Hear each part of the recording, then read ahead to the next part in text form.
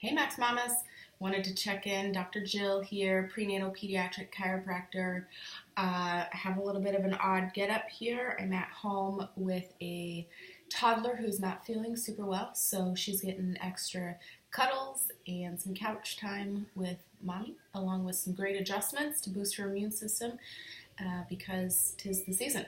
So I wanted to talk to you a little bit about why I've been up since 2 a.m. and why I look extremely exhausted, but yet extremely excited about it. Earrings are courtesy of Christine, my friend Christine. She's super awesome. She taught me you can be fabulous at home. So thanks, Christine. Anyway, back to the exciting stuff that I want to talk to you about. So I'm a prenatal pediatric chiropractor, and what that means to me is I work for chiropractic. I work for the principal of chiropractic. And sometimes the principal of chiropractic comes calling at 2 a.m. Being a prenatal pediatric chiropractor, I see quite a few pregnant mommies. Some come to me in the very beginning when they're just a couple weeks along. Some have actually been with us before they got pregnant, and then they just get transferred over to me, which is super fun when they come in with the exciting news. But sometimes they come to me at 37 weeks or 39 weeks, and we get them adjusted and get them the labor and delivery that they want and that they deserve. This morning, I had a particular patient who had been with me almost close to the beginning of her pregnancy. And one of the benefits of getting adjusted with me anyway is that if you're having a home birth or you're having a birth center birth, I'm basically on call for you. I talk to you a lot about the balancing of the pelvis and how that's going to get you from point A to point B to point C to point D and just get you smoothly going through your labor and delivery. So with that being said, mommy intuition is huge. If you feel like things are just progressing nicely and again, you go from A, B, C, D, everything's dilating right, baby's in a great position, pushing goes well, and voila, beautiful baby, all is well with the world. Sometimes that doesn't always happen, and I get that 2 a.m. phone call that says, you know what, we've been laboring for 12 hours, we've been laboring for 18 hours. Not too long ago I had a call saying, hey, we've been laboring for 20 hours, and we're stalled. Dilation has stalled. So last night, again, a patient that had been with me for quite some time through chiropractic. She's a super strong physically woman, super strong mental woman. So as her name came up on my caller ID at 2 in the morning, I was a little bit confused on where it was, but I knew that she needed me. And it was her midwife, and she had said she had been laboring for quite some time, and she was at a 6, and she had been there for a while. So there it is. I put my clothes on and I go and I serve. I go and I adjust. We balance the pelvis. We work with ligaments. We make sure that the pelvis can open up and work with those hormones, work with that relaxin, and that sacrum can kick out of the way. It's just millimeters, but it's huge for that baby to be able to come out. All those things have to work in amazing harmony for everything to go smoothly. Going back to kind of 3rd grade anatomy, but that brain and the spinal cord control every single function inside the body. So the brain talks to everything via the nerve system, and as the brain talks to the uterus has to actually talk back up to the brain, and it does that via hormones, mostly through the placenta. And I like to say, have you ever been to camp and you did that where you started a secret with one person and it went like 50 people down the line, and by the time it got to the end, that's not what I said at all. And the last person's like, well, that's what I heard. That's what's happening. So the brain might be able to talk to the uterus and tell the uterus exactly what to do, and the uterus could talk to the brain at 100%, and if that's what happens, then we have a nice, consistent labor and delivery and everything goes well. But if we go in there and that somehow that communication, whether on the way down or on the way up, just gets a little bit mixed up, and the brain basically gets confused, like, I don't know what you want me to do here, and so we can kind of stall out. So she stalled at a 6. I adjusted her. We worked with ligaments, we worked with pelvic floor muscles, and we got her balanced. I also adjusted her atlas, which is huge. It basically, the command center of the whole body is influenced by the atlas. So we get the atlas adjusted, we get the sacrum adjusted, we get the pelvis adjusted. Everything's in beautiful balance, harmony. And I go home. I was gone for about 3 hours, got back home at 5 o'clock, and she, within an hour and a half to 2 hours, she went from 6 centimeters all the way to 10 centimeters ready to push. So that was super awesome. And then I get called back, so I actually go back to her a second time because she'd been pushing for about 2 hours, and we just needed to balance that pelvis again. It's just really that simple, yet that powerful. So on my way back, bless her little heart, she was amazing. She actually delivered about 5 minutes before I got there. But the beautiful thing about what I do is I still go and I see her and I tell her how beautiful her baby is, and I tell her how powerful she is, and I tell her how she just entered basically an elite club of women that are able to go through that natural labor and at home at that fact, and I just congratulate her on how fantastic she is. And then an amazing thing happens is she lets me adjust her little baby.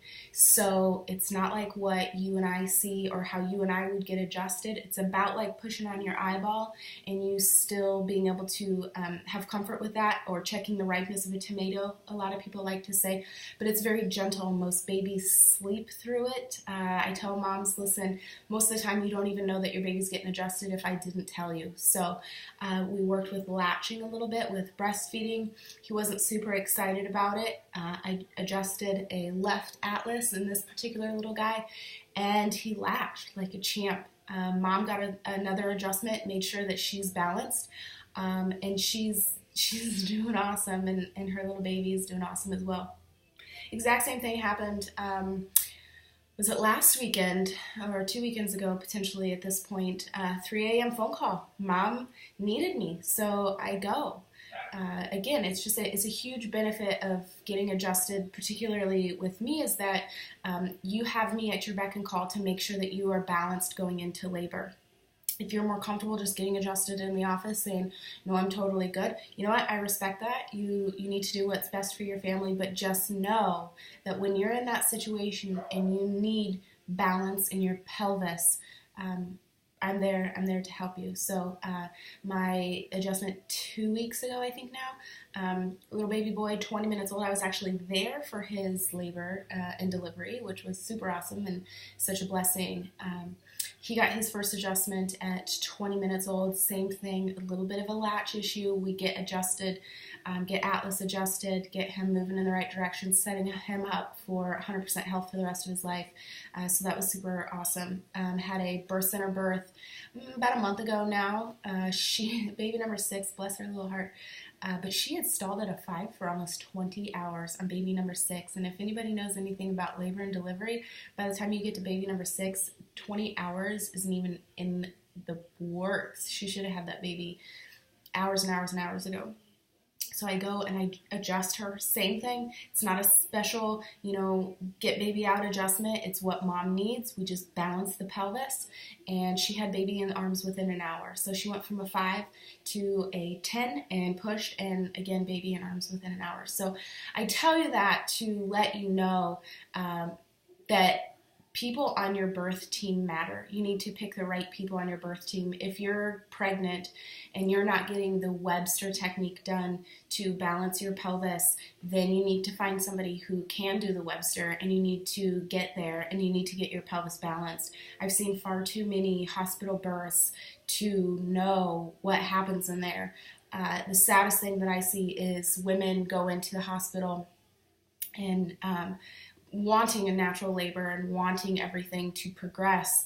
I'm not quite sure if I know anybody that goes into a hospital birth, signed up for a C-section, unless you're in Hollywood, but, or something's wrong. I totally understand. And I'm not going to just go over the fact that there are medical emergencies. I totally understand that. However, if you go into a hospital wanting a natural birth, I think one of the saddest things is sometimes, and more often than not, I find that power is stripped from women, and that's just not okay for me. So finding an amazing birth team is key. Your birth team will carry you through, especially for first-time moms. I was there. I get it. I have a lot of education when it comes to pregnancy and pediatrics and infants, and until you go through it, you just really don't know. And this mom that I went to last night, she was a first-time mom.